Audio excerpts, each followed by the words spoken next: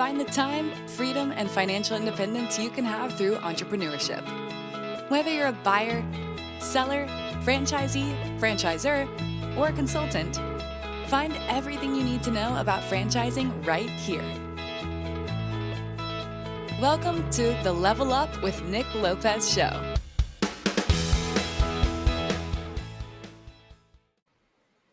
Welcome to the Level Up show with Nick Lopez, where we have the absolute pleasure of learning from thought leaders in business, franchising, and high performance personal development.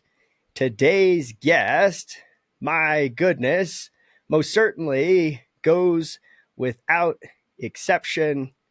He is a world-class matchmaker for aspiring business owners. Essentially, he helps franchise partners find opportunities that fit their skills and interests, their expectations around what legacy looks like for them through the American dream of business ownership. This individual is really one of the world's top matchmakers, and I am honored to have him on the show. TJ Corey, welcome. Likewise, Nick, and God, thanks for that gracious introduction. The feelings are mutual, my friend. I've watched a lot of your material content just around a lot of different topics, brand experience, quality franchising, and a whole host of topics. And yeah, the feelings are mutual. So thank you for that kind introduction. Yay. Well, we'll do our best today to help our audience level up. I'm certainly looking forward to our conversation as we prepare for this 4th of July holiday weekend. TJ, folks don't often think of franchising as being something like a painting company, for example, right? Oftentimes, folks think of McDonald's or Burger King. And, funny thing is, I had a mentor, and he shared with me to often talk about, as long as it is legal, ethical, and makes money, it can be franchised. And that, the longer I've been in franchising, the more I've seen that to be true. My gosh, over 4,000 different brands in franchising. That's a lot of, and that's across a lot of different industries. And so I say all of that, TJ, because I'd like to hear from you. How did franchising find you? Well, I always love that question, and thanks for asking it. I'd have to say early, man, as a teenager, I worked in 2 franchises. One was a sub concept called Little King. 17 years old, learned how to run a tomato slicer, make a sub, and even be a delivery boy at Little King sub sandwiches. So like a lot of us, we may have had that first part-time job or full-time job in franchising and noticed that, man, there was a lot of quality controls back then. There was certain kind of procedures you had to follow, a certain process, cleanliness, keeping the slicer clean. But no, it was a pretty good first job for a 17-year-old to kind of learn about quality, delivery, customer service. Now, by the way, I'll never forget that owner. He always used to encourage us to smile and have a good time. That's one of the things I remember him as being kind of one of my many early mentors. But aside from that, later on, my first role out of college I was a data broker early on in my career, mid 90s. And I really enjoyed working with data, launching franchisees, helping them start out there with their lead generation programs. And my neck, we're talking about 30 years ago, my friend. We were selling data back in the mid 1990s that was optimized to the target customer and target populations and so forth. So anyway, that's enough about me on how franchising found me. Yeah, what a neat story, right? And I think a lot of folks can relate to that. And franchising touches so many parts of our life, and we're not even aware of it. And that's just one of the many things that I really appreciate about franchising. It's exciting to see the way that franchising is becoming more and more accessible. And I don't know if it's necessarily a secret anymore, but I do think there are a lot of misconceptions or, stereotypes or I guess just lack of familiarity with franchising at large. And it's just neat that, someone like yourself in your teens is working for a franchise, is providing you know, franchising provides so many jobs across the country and helps folks develop those skills and appreciation for executing on a process. Hmm. It was. And I always like to tell, not to focus on food and beverage, but there are lessons to be learned for kind of coaching young talent, people that are, 16, 17, 18 years old, even in the skilled trades like you're in, highly skilled trades. But my little second role, I got to touch on this because it was super important. When I was 18, I worked at Long John Silver's at 18 years old, and that they had a lot of procedures, specific ways of preparing things. You had to learn about the specific lead time, how much time that fish could stay in the window. After 15 minutes, that fish had to be pulled off and put in the garbage. Why do I take the time to describe that? Franchises have a system, a process for that quality, that freshness, quality control, and this spills over into every brand experience that's out there. So one of my big takeaways from that mentor, who was one of my favorite mentors too, was the site manager at that Long John Silver's, was just his razor sharp attention to quality, quality control, friendliness, and that what we today call the total brand experience, right? We read about this in books. And Nick, I know you're a huge fan of total brand experience because Lime, from beginning to end, from the very first touch point all the way through the entire process, your experience with Lime, it is a total brand experience, man. I can attest to it. Thank you for saying that. Means a lot. And so you're clearly speaking to your matchmaking skills and your experience. And clearly you were shooting back, a few decades ago there when you got your start. 3 decades. That's right. Absolutely. And, and so speaking of matchmaking, Yeah. how did you get into doing just that, consulting folks on finding a business opportunity to pursue? Well, a lot like many people, so I spent 17 years with two Fortune 1000 companies, working in enterprise sales, enterprise relationship management, one with a kind of a globally recognized company called DHL Global Mail.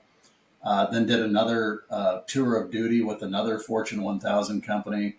Really enjoyed it, loved every aspect of it. But boy, there came that day where, man, I want to do something on my own. You're looking at your clock, you're looking at the watch saying, okay, I've got about 15 years of time left on the clock.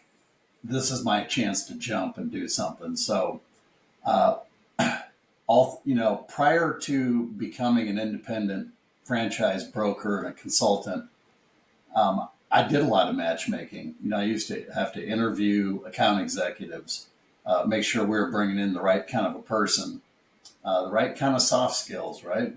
The right kind of humility, all the things that we need to find for great business owners also happens in the corporate world. So a lot of those skills are kind of transferable.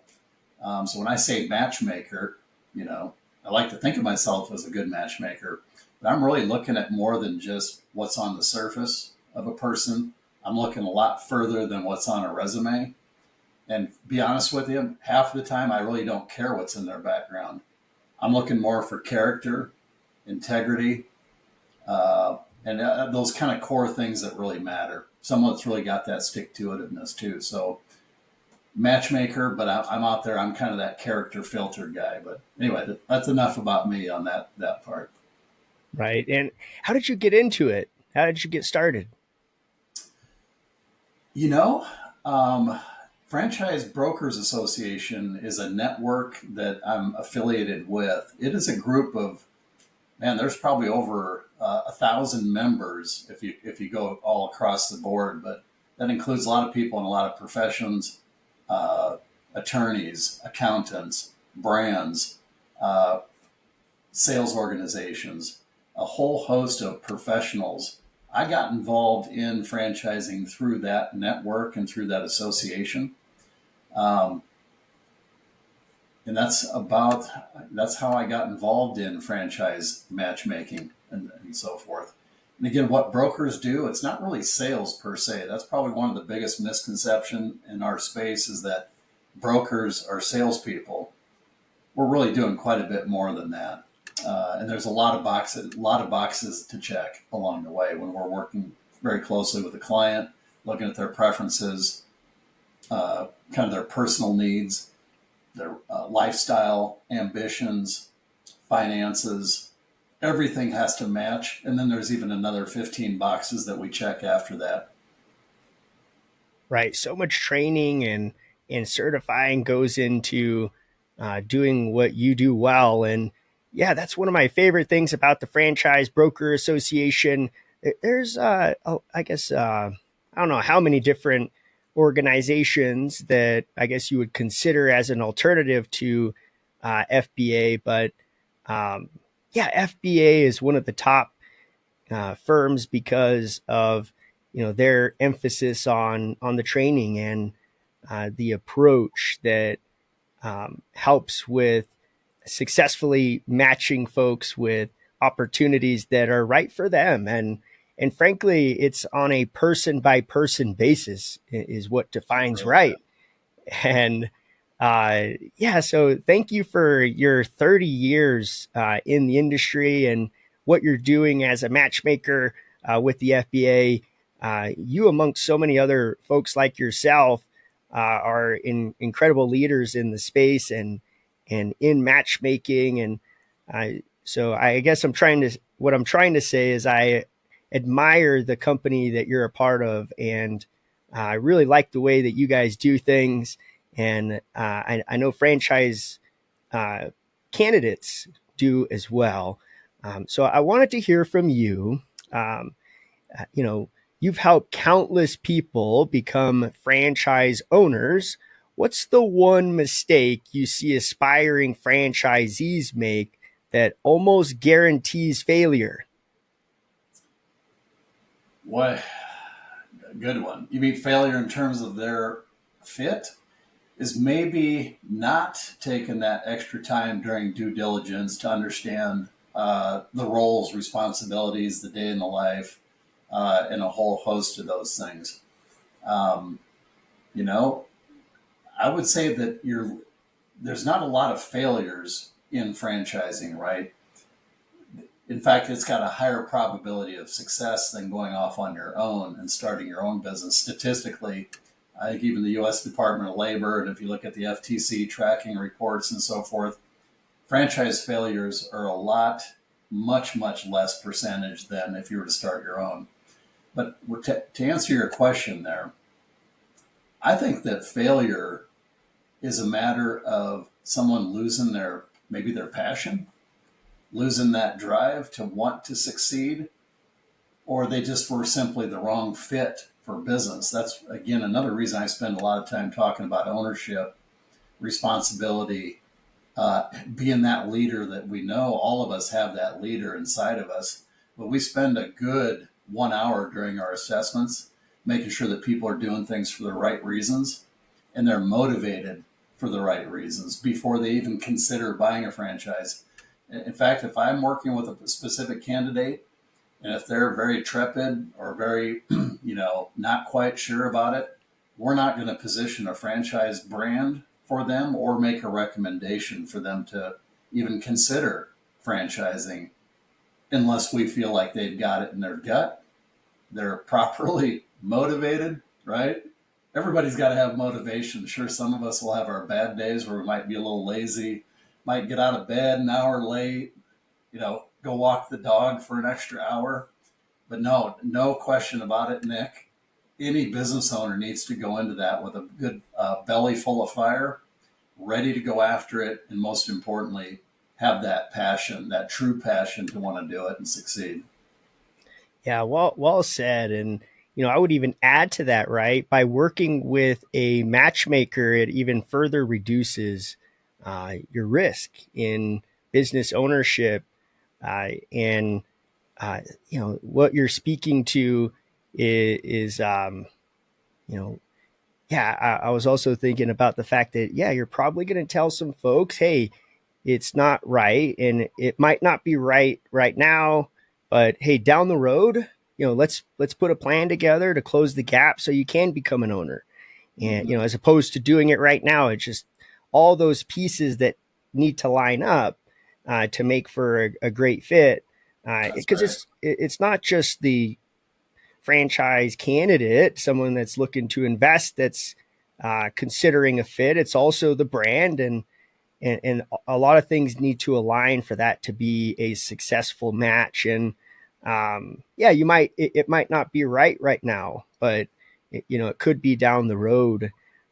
So yeah, thank you for sharing that. And I agree, my gosh, so much of it is about passion and, you know, creating something that doesn't quite yet exist. And as a franchisor, that's what I spend a lot of my time doing, helping folks once we call it, getting to the other side. Once they've worked with somebody like yourself and they become a partner and they're on the other side and they're no longer considering ownership, but they've successfully become an owner. Right. It's back to the mindset again. So I love that you're working on the mindset there on the front, and it's all about executing and developing those skills to execute despite not always having all the answers. And as an entrepreneur, that's fundamental to what folks need from you, whether it's your clients or your employees, whoever's looking for your leadership. You certainly have to have that passion and perseverance to, Yeah. stick to it and deliver and to have fun doing it. That's right. Have fun doing it. And I always tell everybody, Tiger Woods has a swing coach.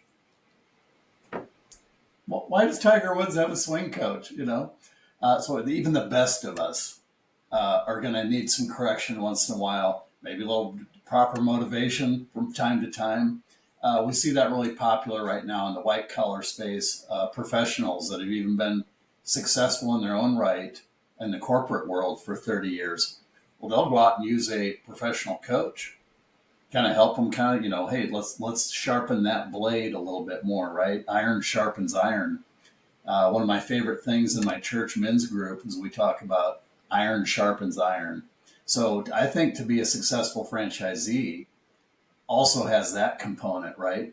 Not just the stuff that's like, hey, let's get gritty and let's stay determined and, let's all be athletes. That's great. A lot of us played sports. We've been successful in the past. A lot of guys have track records, but you do have to have that, just like I said, that grit and determination for continuous professional improvement, and have a little humility along the way. Right, Nick? Yeah. Coachability goes a long way. It does. Yeah, you see where I'm going with that one. Right. Yeah. Coachability and perseverance. They are the pillars of discipline, frankly, and that is business ownership, execution, and so you've seen behind the curtain of hundreds of brands, TJ. What separates a good franchise from a great one? Clearly, yeah, I've got my checklist. When I go to match a client to a prospective brand, I'm looking for years in operation, experience. I read thoroughly the FDD, the franchise disclosure documents. I'm really big too on that item number one, item number two. You always wonder why those are there, right? And why are they number one and number two in the FDD? Why isn't it number 5, 6, or 20? And that gets right to the leadership experience, background, affiliations of the founder, and the leadership structure. One of the very first things I read. The next thing I do is I go out to LinkedIn, other tools, and I read the track record of the founder, mostly because I love founder stories. I'm very curious as a professional. Every morning I get up, I want to learn something about somebody new. And I really love hearing those all-American stories about how someone built their dream, built up a proof of a concept, took it to market, fine-tuned it, and then built the thing. I just love those stories. So as a consultant and as a coach, I read up on these things, and I find it extremely important that those are the first two criteria that I look at is number of years in operation. And I look at the bench, the leadership bench. Right. Yeah. And, you even go as far as, meeting and building the relationship with the leadership team in person. That's something that I really admire about you. You not only came out to our headquarters to meet our team and really pull back the curtain and dive deep into the brand, but you did it multiple times, and you even included some of your family, which I've always just appreciated because I can see your passion and your love for franchising, and it clearly speaks to why you're so good at what you do. You're a little bit of a franchise geek like myself, or nerd, however you want to coin it.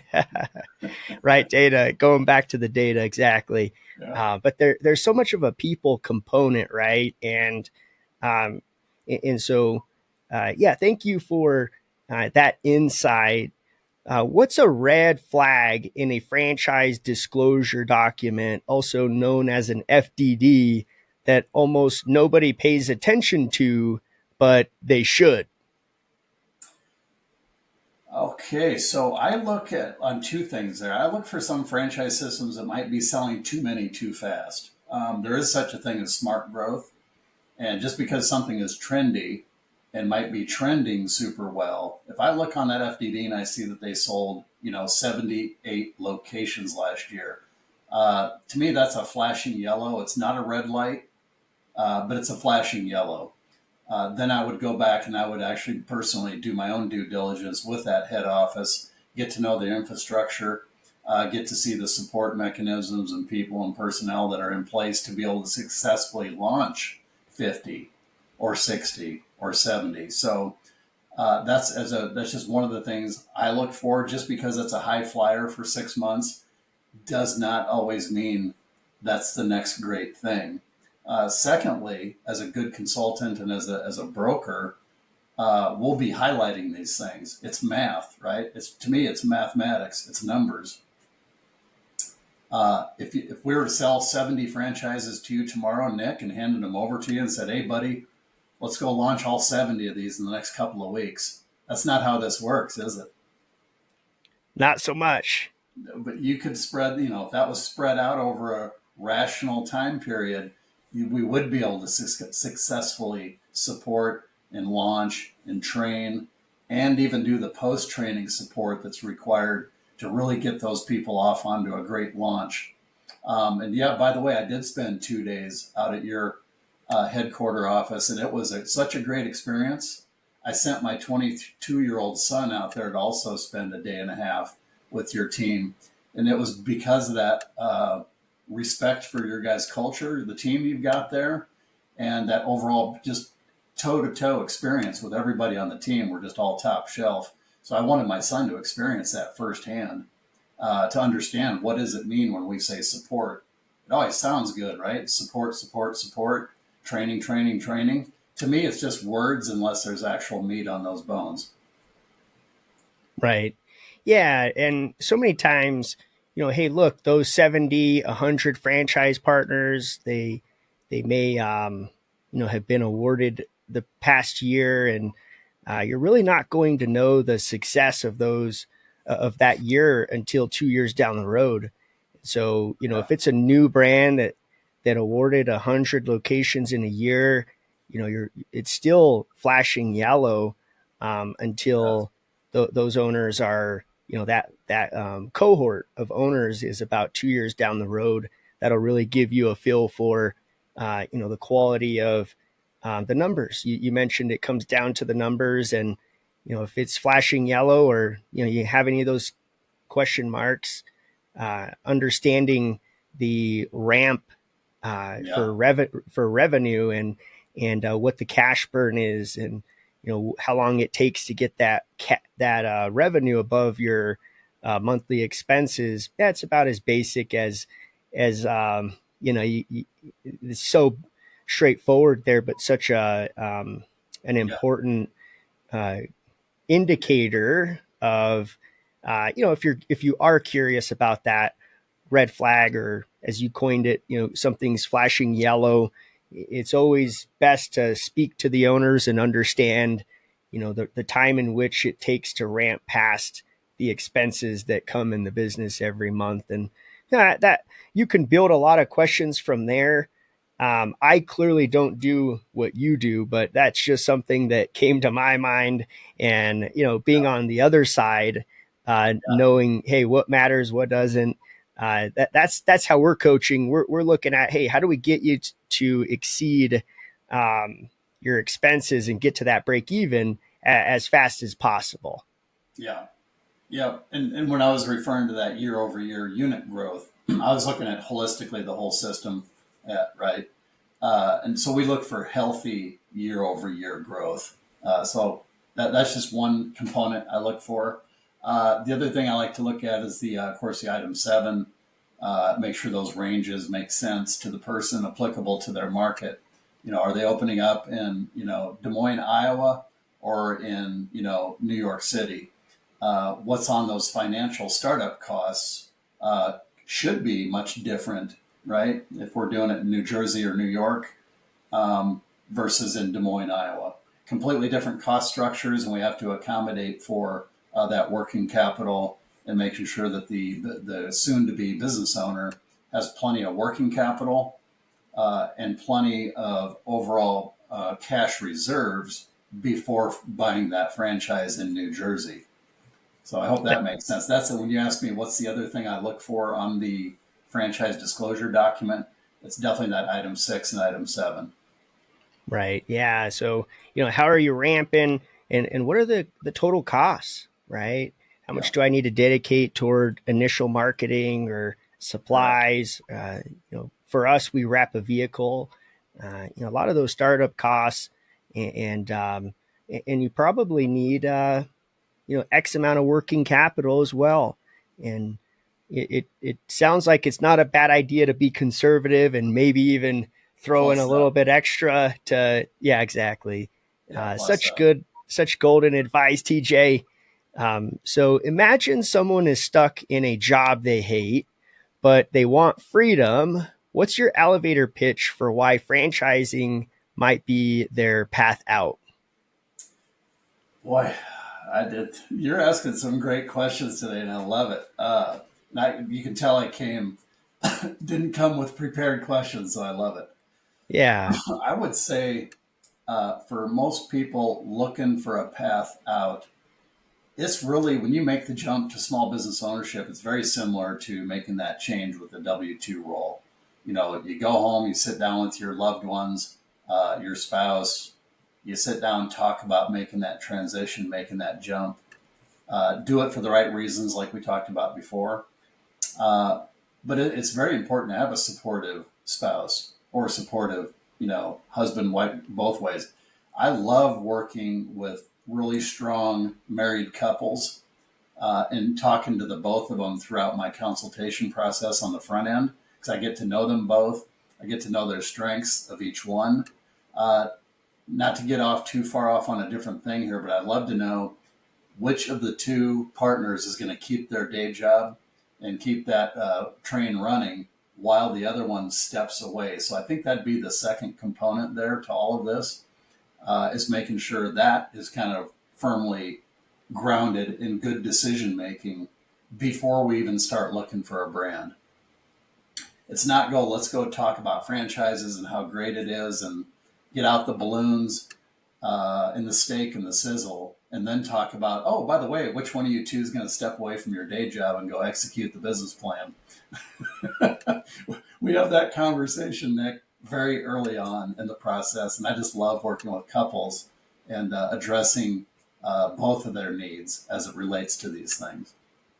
Wow. So when you're talking about, somebody, stuck in their job and let's say they hate it and they want that freedom.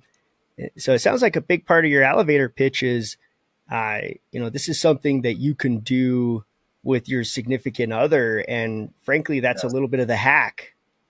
It is. Well, you and I both know, well, at least my experiences have been most of the strongest franchisees are power husband-wife combos. We see that today in real estate, right? Some of the top performing real estate agents are mother and daughter combinations, right? Right. At least in my market, it is. You see a lot of father sons. You see a family agency. Very similar kinds of power comes in franchising when you've got both couples fully committed. And even if only one of them is going to spend a few hours a week helping with the tracking or the reporting, maybe just overlooking the scheduling, quality control, they may only have the time to put in a few hours a week. But if you've got that one supportive spouse, your chances of success have almost doubled, right? All of us can probably execute on our own, but if it was me, I'd love to have my wife be a part of whatever I'm doing. That's just me. It's always been my personal cheat code. Absolutely. Yeah. It's a little bit of a superpower. And I can tell you, being on the other side and being a franchisor and being in partnership with, couples, that is a superpower. And we talk about it quite a bit. And so, my gosh, what words of wisdom there, and something that you probably didn't even think of. So TJ, I want to transition, somebody is considering franchise ownership. What are some questions they should be asking themselves before they begin the search? Well, there's a good broker, in my space, we always do a pretty good assessment, everything. Background, let's talk about what you enjoy doing, preferences and so forth. But I like to get to make sure that the financial foundation is properly set up as well before we start looking at brands. So comfort level, current liquidity, total current, net worth. Also look at kind of what their balance of their portfolio looks like, just at a very high level. Again, we do not serve as financial planners or financial advisors, but we do look at diversification of portfolio. We're dealing with a lot of clients right now that are in their my generation, in their 50s, that are looking for great ways to not only preserve wealth, right, but not just right into the sunset and burn away whatever capital that they've got set aside for retirement. I'm also seeing a big trend out there of people in their 60s that are eligible for retirement. They've saved up a good amount of money and they could easily retire and be comfortable in retirement. But there's something else that's kind of pulling them. They want their mind active. They want to stay physical active. And all of us have been reading about this stuff, like the fastest way to get old is to go do nothing. So I really enjoy working with clients that are in that kind of similar generation that I'm in, that want to stay active, stay physically fit like you, Nick, stay in shape, keep your mind active, run a team, do stuff. So there's a lot of things you can do again, as long as the fit is proper and it's a comfortable investment for them and that you're not stretching too much beyond the investment comfort level. And I'm really passionate about that component as well. And it's fun doing that part on the matchmaking, because how often did you get to really pick specifically what you want to do with your next chapter in life? Usually in the W-2 world, in the corporate world, you take that job, you just go tackle it, right? You go after it, but you didn't really get to pick exactly what you wanted to do or what your impact was going to be. You just went out there and did it, right? That's what a lot of us did. Yeah, what a fun process to be consulting in right there. It is. And we do get a lot of people that do want to pick. They want to be pick what they want to do. And it's a fun thing to be involved in. Right. I think about what we do at Lime in how we help clients fall in love with their home again. But the other part of what we're doing is helping them express their personality through their space, whether it's inside or outside. And so that design part, one of my favorite parts of what we do, being able to help shape and help them fall in love with their home. For you, it's, helping them fall in love with what they do in this final phase, and kind of how they round out their legacy, which, as I mentioned, sounds really exciting. And we also have franchise partners that, can relate to that.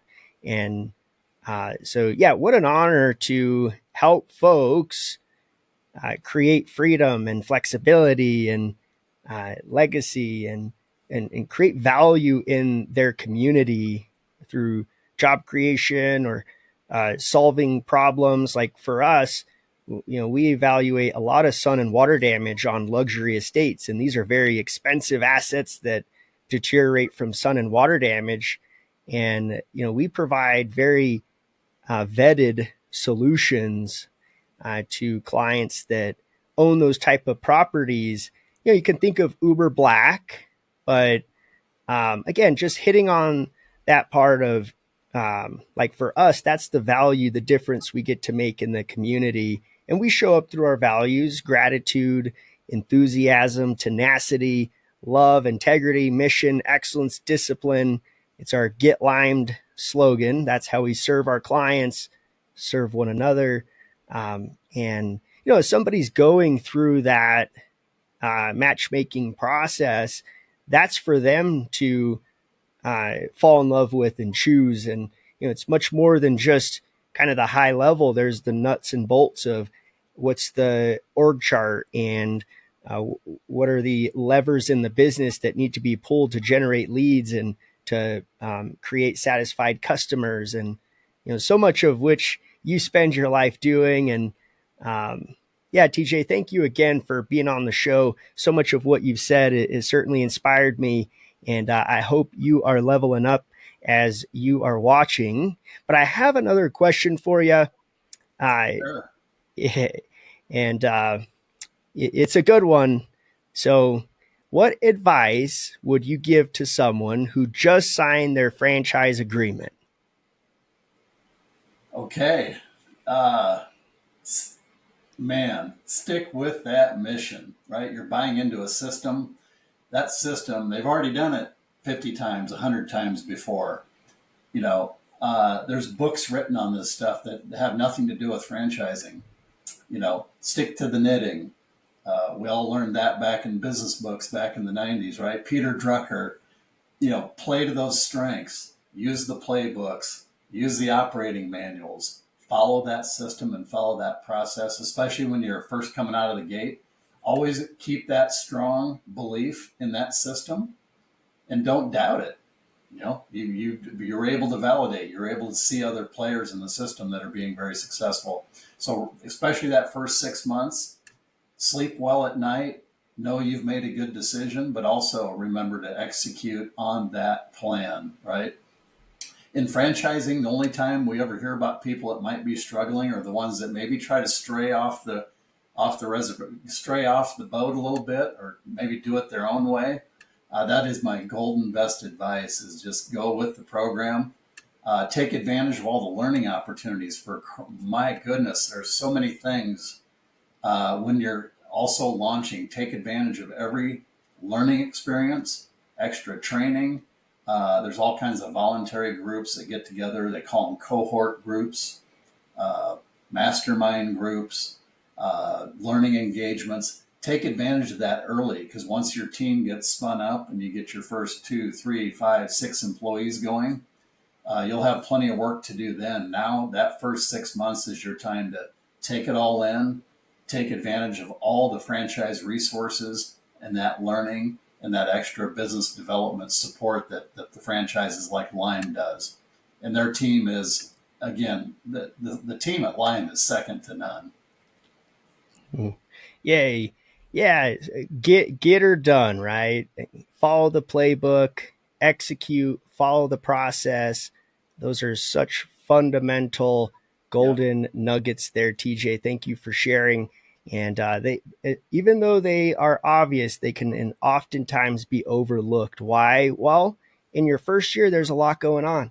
There's a lot of firsts, a lot of uncertainty, a lot of questions, because you're doing a lot of things the first time.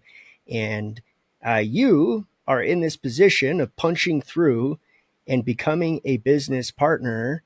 And that it clearly demonstrates your ability to execute and get things done. That's a big reason why you're awarded a franchise, so you can go out, get it done, grow the brand. And together with the franchisor, you go wide and deep across the country and grow the brand together. It's very much a partnership, and you are relied on to execute and go get it done. But, just the 1 year quirkiness of it can be a little bit distracting. You can get caught up in the forest, if you will, and not necessarily see above it, and lose track of the fact that, look, there is a process, there is a system, there is training, and that's what I invested in. And that's what's going to help me shortcut and get in stride with the way, whatever that way is. For us, it's the Lime way, and everything about the business is designed around that Lime way. And so, yeah, your go get it done ness about who you are, it is paramount to what's going to make you successful. But you definitely don't want that to hold you back from being a good student and a sponge. And so it's a little bit of a juxtaposition there. And so great advice, TJ. As much as you get after it and figure it out and get it done, you have to be a sponge and be coachable and get in line with the system. And once you do it and you're in stride, the system wants you to help innovate and improve the customer experience. But there are standardized ways to go about collaborating and innovating. And so, again, together, you're ultimately serving the customer.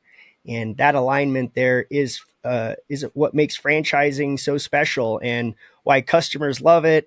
And it creates consistency and quality across a lot of different industries. So, again, TJ, thank you for your commitment to franchising and everything you've done. My final question to you: why do you love franchising so much? I'm a systems guy. I like systems, processes, procedures, roadmaps, all those keywords. I don't want to use all the buzzwords here, but blueprints, roadmaps, KPIs, dashboards, all the above.